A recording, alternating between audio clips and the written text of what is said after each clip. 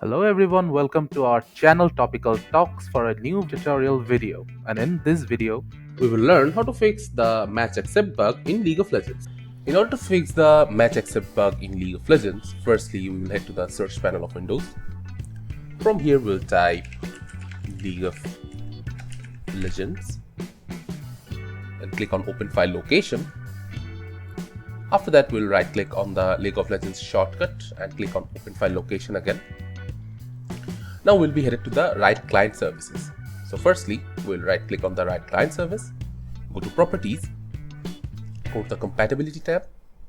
From here select run this program in compatibility mode. Also run this program as an administrator. After that click on apply and OK.